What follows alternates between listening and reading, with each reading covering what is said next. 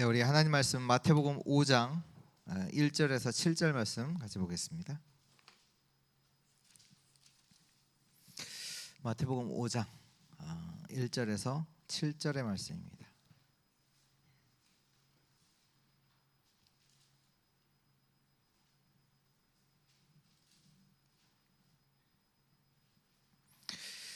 우리 한 절씩 기도합니다. 예수께서 무리를 보시고 산에 올라가 앉으시니 제자들이 나온지라. 입을 열어 가르쳐 이르시되 심령이 가난한 자는 복이 있나니 천국이 그들의 것이며, 해통한 자는 복이 있나니 그들이 위로를 받을 것이며, 온유한 자는 복이 있나니 그들이 땅을 기업으로 받을 것이며, 이에 줄이고 목마른 자는 복이 있나니 그들이 배에 부를 것이며. 7절 같이 읽습니다. 긍휼히 여기는 자는 복이 있나니 그들이 긍휼히 여김을 받을 것이며. 아멘.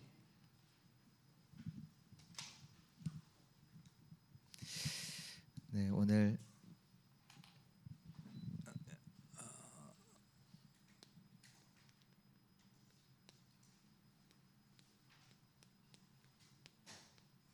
긍휼히 여기는 자는 그들이 긍휼히 여김을 받을 것이며.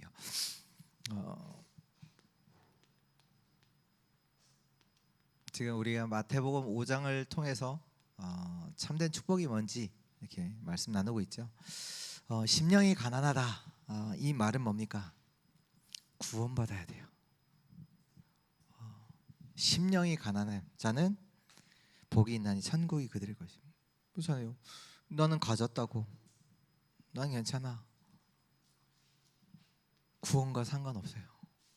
안타깝게도 심령이 가난한 자 구원받아야 합니다. 애통하는 자는 위로를 받습니다. 그러니까 하늘의 축복을 받아야 우리는 승리합니다. 그 축복 가지고 우리는 승리해요. 그거 없으면 무너지는 거죠. 온유한 자가 뭐라고 했습니까? 온유한 자는 복이 있나니 그들이 땅을 기업으로 받을 것이며. 온유한 자, 진짜로 하나님 말씀을 알면요 세상 정복해요. 말씀 따라가면요 세상 정복해요. 또 의에 줄이고 목마른 자는 배부릅니다. 네, 그러면서 오늘 5장 1절에 이렇게 보면요, 예수께서 무리를 보시고 산에 올라가 앉으시니 제자들이 나온지라. 여기 보니까 제자와 무리가 있죠. 네, 무리도 나오고 제자도 나옵니다. 제자와 무리는 달라요.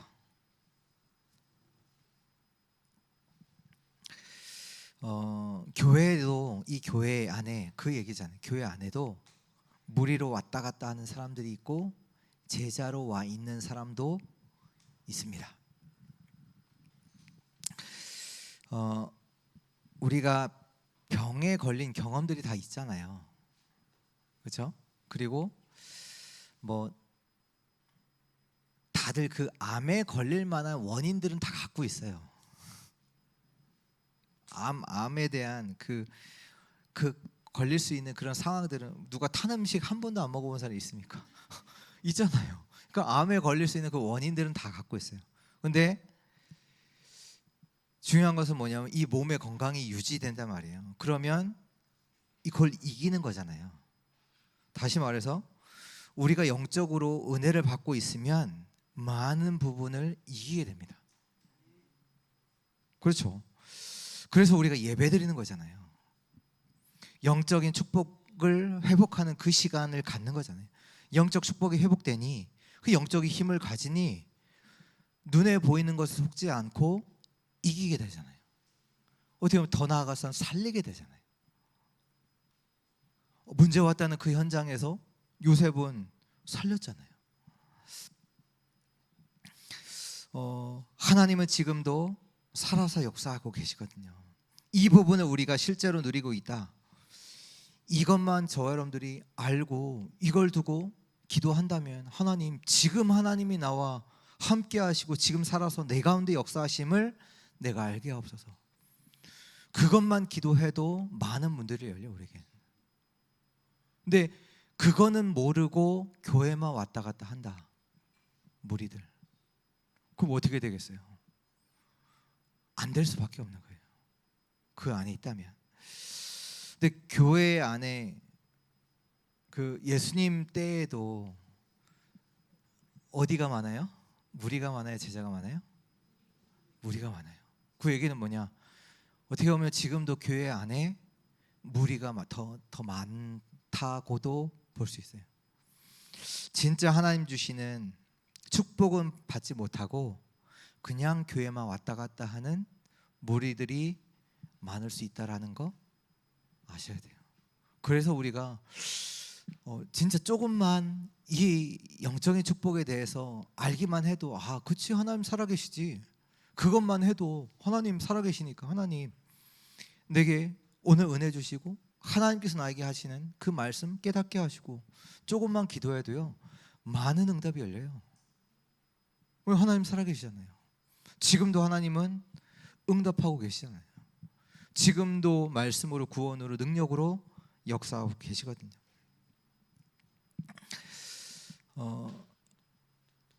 그 바디메오라는 자가 예수님께 찾아왔죠. 예수님이 이제 지나가시는 길목에서 뭐라고 했습니까? 예수님, 병 고쳐 주세요. 그렇게 안 했어요. 뭐라고 했죠?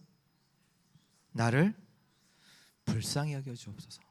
그 불쌍히가 뭐냐? 긍휼이에요. 오늘 말씀에 나오는. 뭐라고 했냐? 나를 불쌍히 여겨 주옵소서. 알았다는 얘기예요. 이 사람이 긍휼이 뭔지 알았다는 얘기예요. 나에게, 다시 말해서 그 용서거든요. 내가 그 하나님의 용서가 필요함을 알았다는 거예요. 그걸 구해요. 다시 또 말하면 우리는요 하나님의 용서 아니면 안 되는 자예요. 모든 사람들이요. 그걸 알고 기도했다. 어마어마한 거거든요. 혈루증 걸린 여인이 있었습니다. 이 여인이 치료받기 위해서 자기 가진 재산을 다 허비해, 다 의사들에게 주고 다 재산 허비하고 나서 예수님에 대한 소문을 듣고 내가 그리스도 만나야 되겠다 결단 내리고 찾아오죠. 그래서 어떤 믿음이 있었어요? 내가 뒤에 가서 예수님의 옷자락만 만져도 내가 치유받을 수 있다 라는 믿음을 가지고 예수님이 지나가는 그 시간에 맞춰서 몰래 예수님 뒤에 가서 만지죠. 치유받아요. 근데 예수님은 아시잖아요. 자기의 능력이 빠져나왔음을 아시고 여인을 찾잖아요.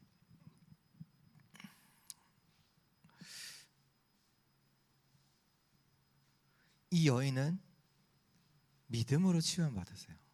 근데 보세요. 이 혈루증 여인이 예수님의 옷자락을 잡을 때 그 주위에는 많은 사람들이 예수님 옆에 있었어요. 많은 사람들이 있었어요. 근데 그들에게는 이 은혜가 없었고 이 여인에게는 그 하나님의 은혜가 있었어요. 그러니까 지금 제자와 무리 오늘 조금 이렇게 그렇구나 알기만 해도 돼요. 내게는 이 하나님의 긍휼이 내게는 정말 필요하구나 이것만 알아도 돼요. 나는 이 은혜 아니면 안 되는 자구나 이것만 알아도 된다니까요. 시편 100편 4편에 보면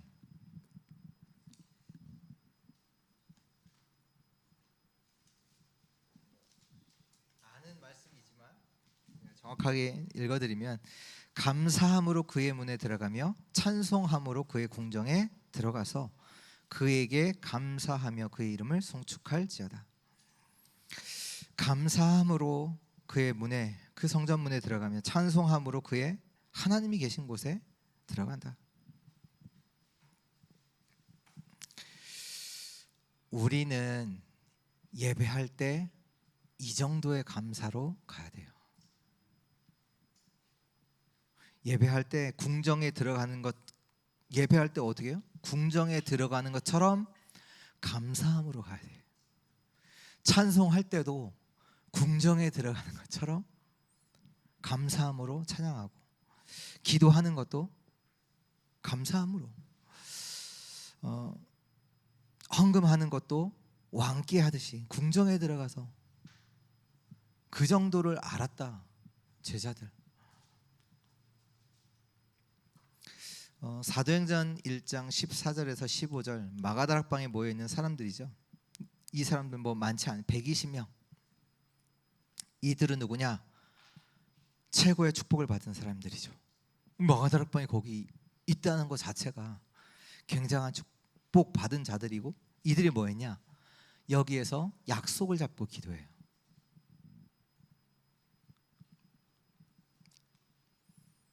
제자예요.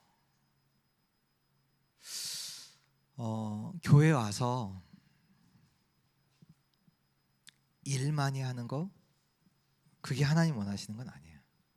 뭐 할 일이 있죠. 근데 진짜는 이 축복 속에 있어야 돼요. 하나님의 언약을 잡고 기도 속에서. 이때 하나님은 이 사람들에게 세상을 살릴 만한 응답을 주세요. 세상 사람들이 모르는 진짜 응답을 주세요. 이들에게. 어떻게 보면 저와 여러분들이 지금 이곳에서 이러한 축복을 받을 수 있다. 그 얘기예요. 뭐냐? 의미를 찾는 거예요. 의미. 우리가 진짜 이 자리가 어떤지 그 의미를 찾으면 하나님의 큰 응답 받게 됩니다. 우리가 보통 보통보다 이제 이렇게 큰 사고나 큰 병에 걸리면 우리가 생각을 해보잖아요. 내가 어떻게 살아왔는지, 인생을 이렇게 돌아보면서 왜 나한테 이런 일이 일어나는지 그 의미를 찾잖아요. 그것만으로도 이 속에서, 이 사고와 그 병 속에서 하나님의 계획들을 우리가 찾아 나가요. 그것만으로도 진짜 큰 응답이거든요. 왜냐하면 우리가 놓치고 있었으니까. 하나님이 이런 큰 사고와 할 때 우리가 뭔가 생각을 하잖아요. 아니 왜 나한테 이런 일이 하면서 결국은 하나님의 계획까지 가게 되는 거죠.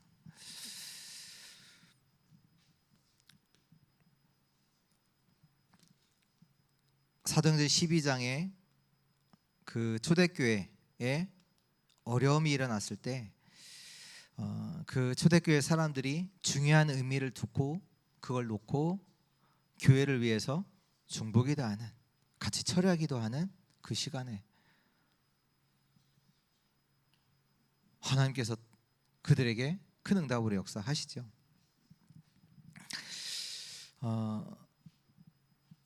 중요한 의미를 또 찾고, 또 오늘도 지금 이 시간에 아시면 돼요. 하나님 나를 불쌍히 여기시고, 하나님 아시니까, 하나님 살아계시니까 내게 깨닫게 하시고 내게 은혜를, 진짜 은혜를 베풀어 주옵소서. 그냥 무리로 그냥 왔다 가는 그 시간이 아니고 정말 제자의 축복을 받는 그 시간 되기를 축복합니다. 오늘 말씀에 긍휼히 여기는 자는 복이 있나니 그들이 긍휼히 여김을 받을 것이며. 이 긍휼이 뭐냐? 불쌍히 여기는 걸 말해요. 이 불쌍히 여기는 자는 긍휼히 여김을 받는다. 이 얘기는 용서받는다는 얘기예요. 용서. 이 긍휼의 필요성입니다.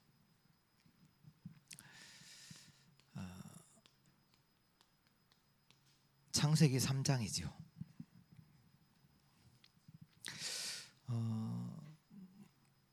하나님의 용서를 받지 아니하면 어떠한 사람도 이 창세기 3장에서 빠져나올 수 없습니다. 인생 실패. 이것을 이해한다. 엄청난 차이예요. 창세기 3장을 이해한다. 이걸 이해했다. 전도해요. 할 수밖에 없어요. 왜? 아무도 하나님의 용서 아니면 빠져나올 수 없어요. 누구도요. 이해 안 된다. 전도 당연히 안 하죠. 왜? 이해가 안 되는데 어떻게 전도합니까?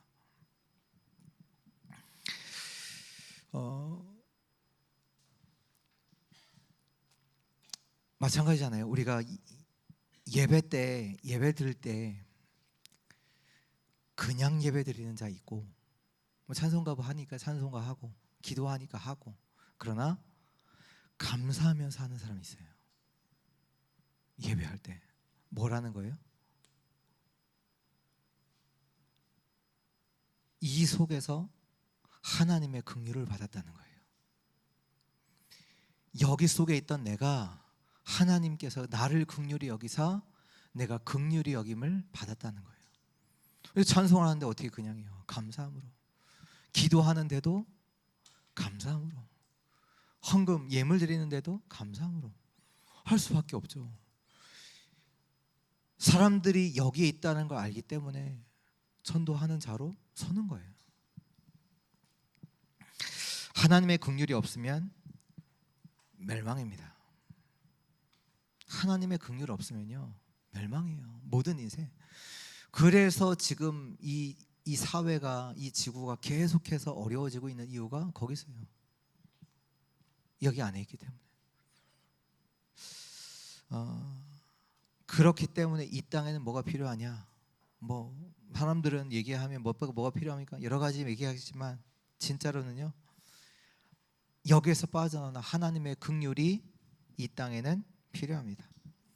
이 긍휼이 우리에게는, 나에게는 필요합니다. 이 창세기 3장의 저주 문제에서 빠져나올 수 있는 하나님의 긍휼.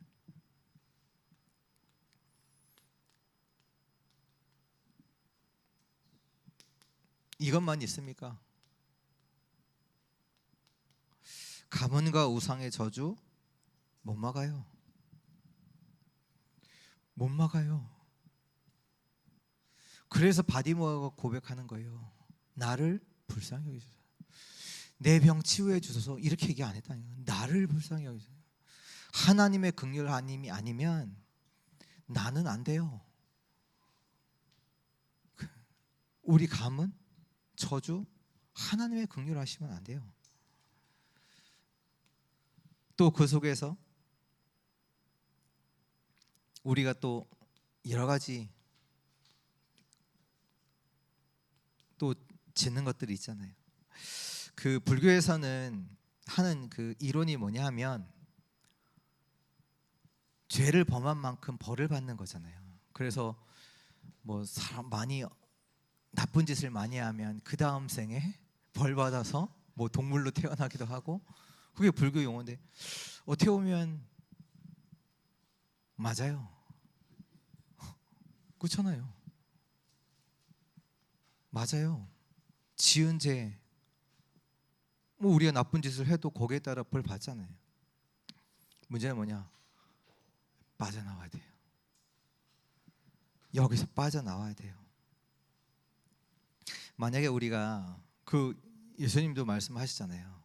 그 음욕을 품는 것 자체도 이미 강간한 범한 거라고. 만약에 우리가 하루에 그런 뭐 마음으로 뭐 행동 안 해도 마음으로 생각한 것도 말씀하셨으니까 한 개만 했다 하루. 그러면 1년이면 365개.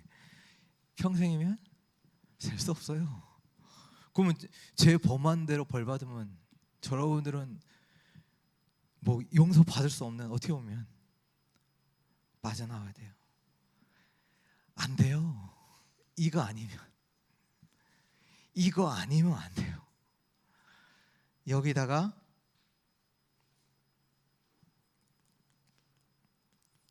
이 가문의 영적인 문제가 우리 후대들에게 계속되잖아요.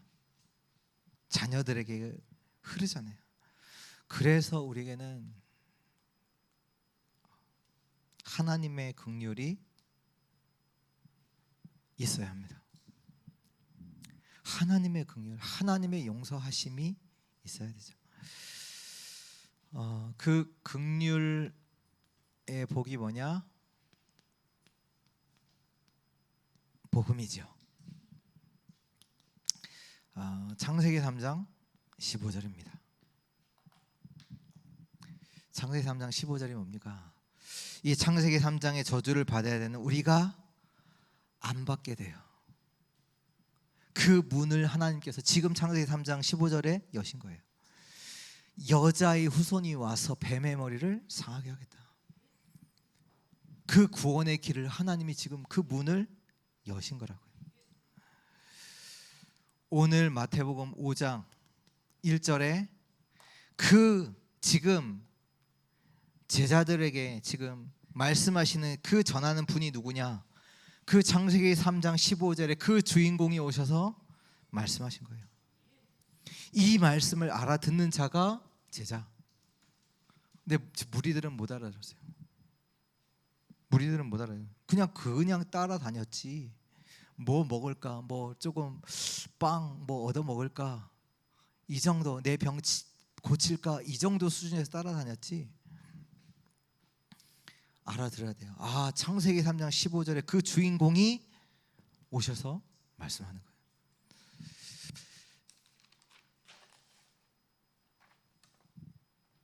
근데 이분이 뭐 하셨냐? 로마서 8장 2절에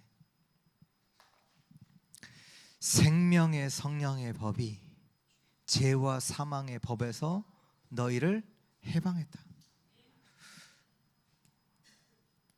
해방이라는 단어가 뭡니까? 원래 우리는 그 죄라는 감옥에 있어야 돼요. 감옥에 있어야 되는데 용서하셔서 집으로 돌려보내셨어요. 표현하자면 그걸 보고 긍휼이라고요. 원래는 우리가 이 속에 갇혀 있어야 되는데 죄와 사망의 법 그 안에 갇혀 있어야 되는데 하나님이 우리를 용서하셔서 해방시키셔서 원래 자리로 돌려보내요. 그래서 요한복음 5장 24절에는 뭐라고 합니까? 생명을 얻었고 사망에서 생명으로 옮겼다. 그게 뭡니까? 하나님의 긍휼. 원래 사망에 있어야 되는 우리를 생명으로 옮기셨어요. 하나님의 긍휼. 고린도 후서 5장 17절 뭡니까? 우리를 어떻게 만드셨습니까? 완전 새로운 피조물로. 이전 것은 지나갔다. 보라, 새 것이 되었다. 새로운 피조물. 그래서 로마서 8장 31절부터 39절에 보면 뭐가 나오죠? 뭐 높음이나 깊음이나 천사들이나 뭐 세상의 권세들이나 너희를 사랑하신 하나님의 사랑에서 끊을 게 있어요? 없다. 이게 뭡니까? 저와 여러분들을 절대로 망할 수 없는 자리로 옮기셨다는 얘기예요. 망할 수 없어요. 하나님이 그 사랑으로 붙잡고 계시는데 높음이나 기쁨이나 뭐 권세들이나 천사나 누구도 그 하나님의 사랑에서 너희를 끊을 자가 없어요. 하나님을 위하시는데 우리를 누가 감히 건듭니까? 못 건드려요. 하나님의 사랑으로 우리가 연결되어 있잖아요. 지금 그 긍휼의 복이 복음으로 말미암아 그 축복을 우리가 받았고요.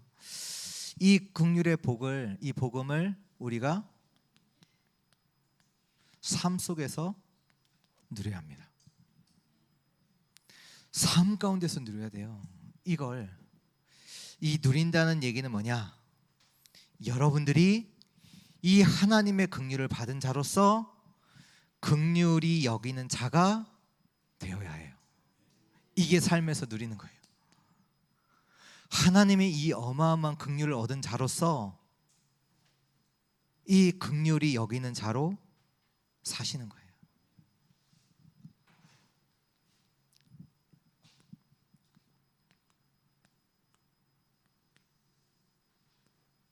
무슨 얘기입니까?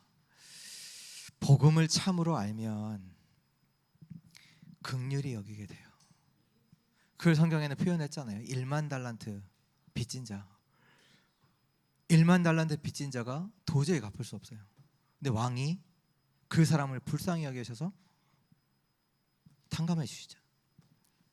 근데 이제 그 사람이 이제 돌아가는 길에 자기한테 100데나리온, 비교도 할 수 없는 그 금액을 빚진 형제 친구를 만나잖아요. 이제 그 사람을 감옥에 넣어요. 그 얘기는 뭐냐?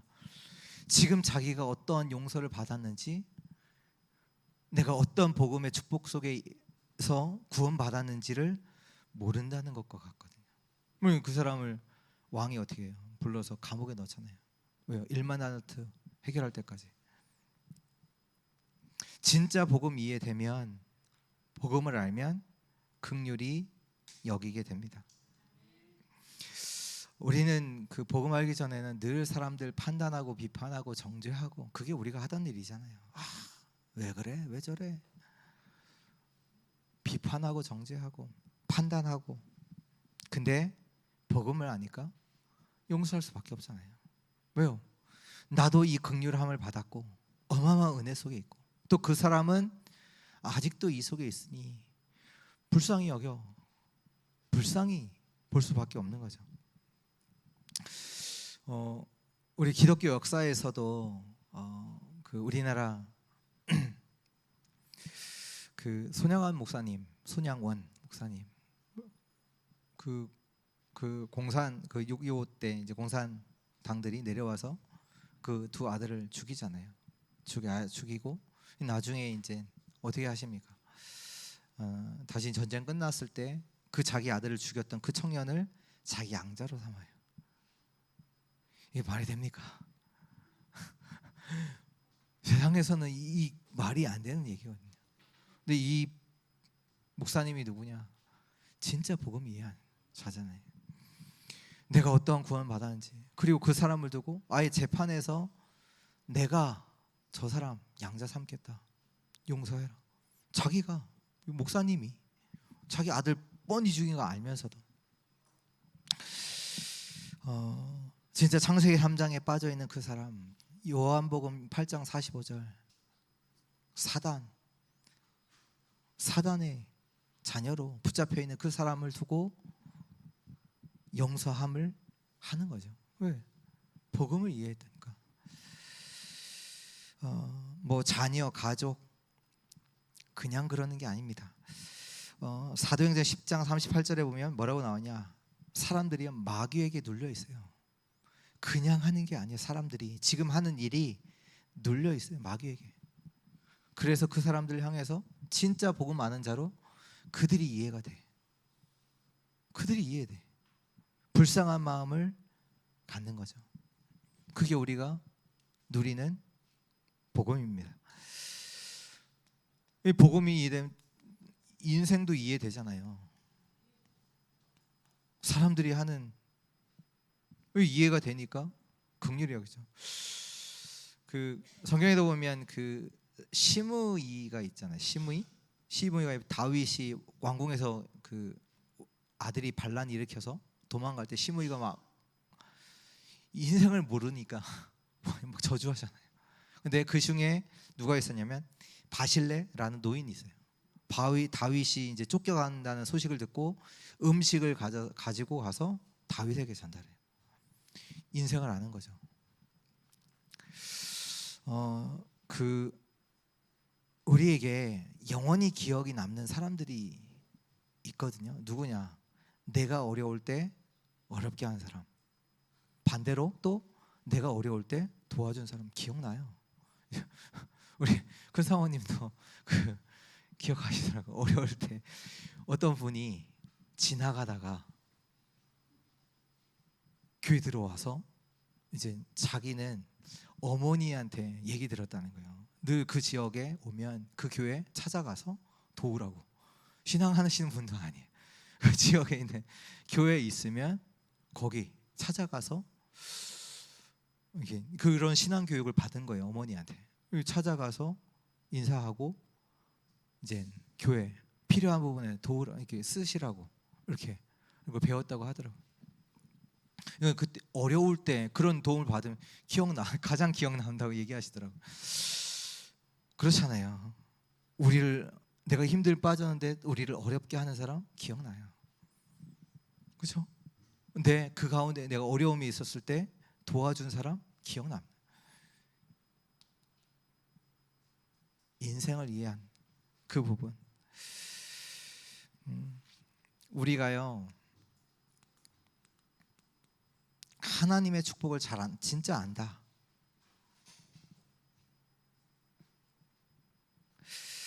하나님의 축복을 진짜로 아는 자는 함부로 하지 않습니다. 함부로 사람 대하지도 않고요. 함부로 하지 않아요.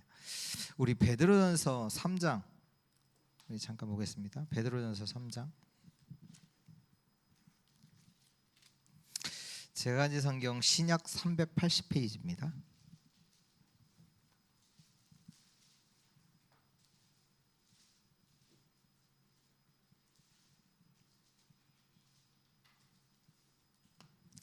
그 8절에서 12절 우리 같이 읽을까요?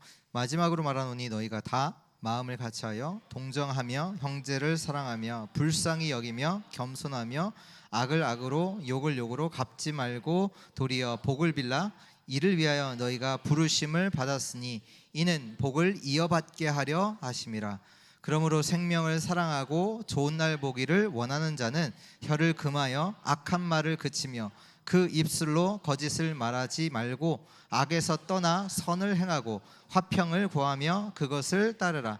주의 눈은 의인을 향하시고 그의 귀는 의인의 간구에 기울이시되 주의 얼굴은 악행하는 자들을 대하시느니라 하셨느니라. 아멘. 하나님의 축복을 진짜 아는 자는 악을 악으로 갚지 않아요. 그렇죠? 욕을 욕으로 갚지 않아요. 오히려 뭐해요? 복을 빌어요. 왜요? 너희는 이걸 위해서 너희가 부름 받았다. 우리가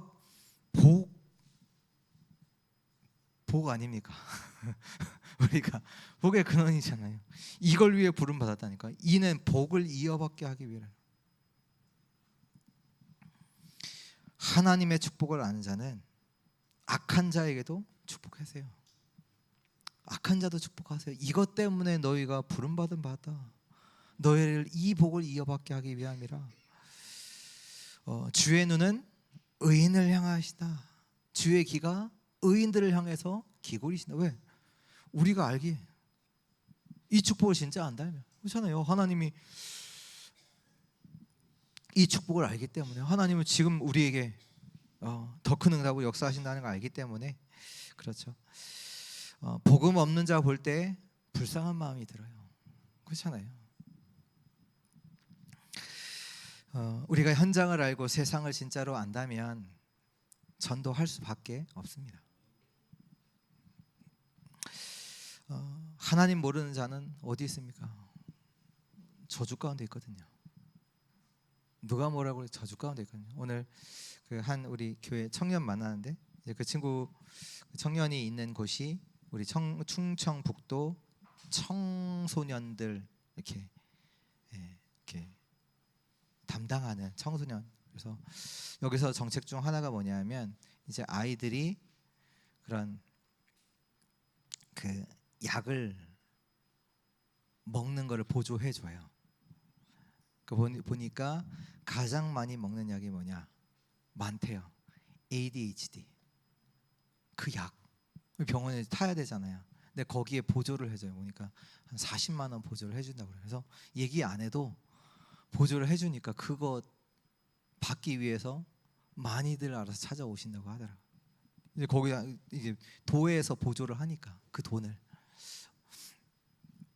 아이들이 문제가 많은 현장 이렇게 좀 얘기하더라고요.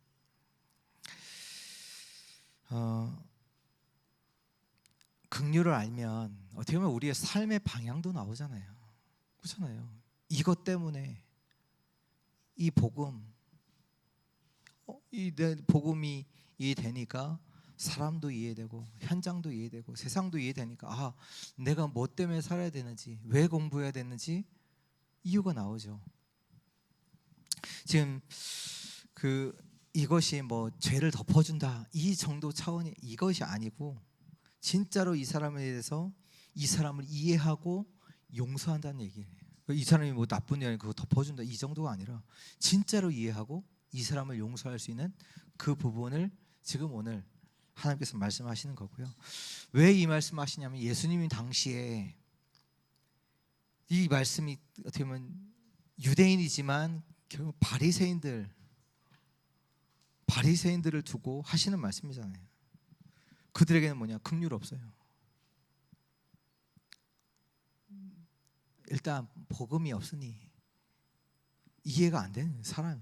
그러니까 다 정죄하고 지적하고 비난하고 죽이고 그 일을 계속 하는 거죠.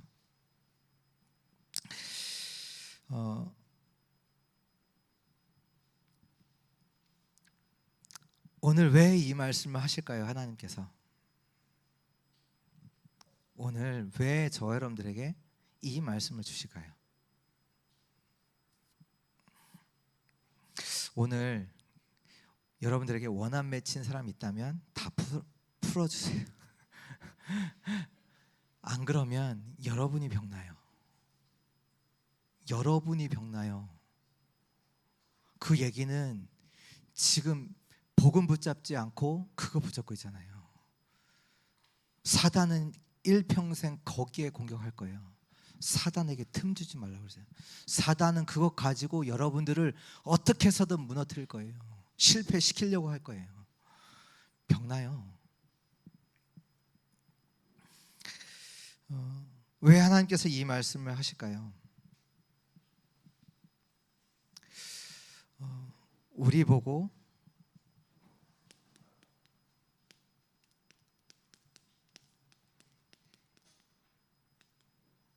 이 인생을 살라고 하시는 거예요. 우리가 왜 긍휼히 여길 수 있어요? 긍휼함을 받았기 때문에. 이게 뭡니까? 복음 이해되니까 인생도 이해되고 세상도 이해되고. 우리 누구냐? 긍휼함을 받은 자로 다른 사람도 긍휼히 여기는 거죠. 그 새로운 인생을 살라는 거예요. 늘 사람들 원망하고 비난하고 정죄하고 그런 인생 말고 이제는 많은 사람들을 용서하고 치유하고 살리는 새로운 인생으로 가라. 긍휼히 여기는 자, 묶였던 것들, 멍들었던 것들 다 풀어주고 진짜로 사람들을 치유하는 새로운 인생으로 가라. 그 말씀입니다. 그 정신 질환자들 보면 맺힌 거 많아요. 많지 않아도 한 가지 딱 거기에 걸려 있어요. 아무것도 아닌데 거기 맺혀 있어요. 풀어줘야 돼요.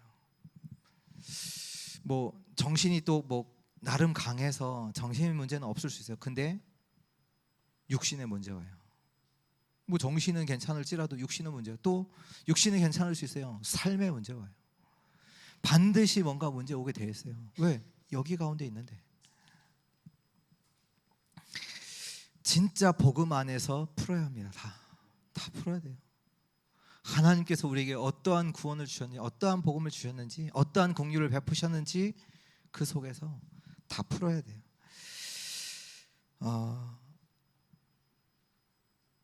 우리는 누구냐? 긍휼이라는 축복을 받은 자들입니다. 긍휼이라는 축복 받은 자야. 복음 안에서. 그래서 우리가 이제 새로운 인생, 뭐 캠프 인생이죠. 그리스도의 빛, 이 어둠에 있던 우리, 깜깜했던 우리, 흑암 가운데 있던 우리를 빛을, 내 인생의 그리스도의 빛을 비추시사 어둠에서 해방시키시고 이제는 우리를 통해서 현장의 그리스도의 빛을 비추는 새로운 인생으로 하나님께서 만드셨죠. 이 캠프하는 인생을 보고 파수꾼이라고 하잖아요. 현장을 살릴 자, 현장을 치유할 자, 현장에 하나님의 것을 소통시키고 그 사람, 하나님의 그 기쁜 소식을 전할 자,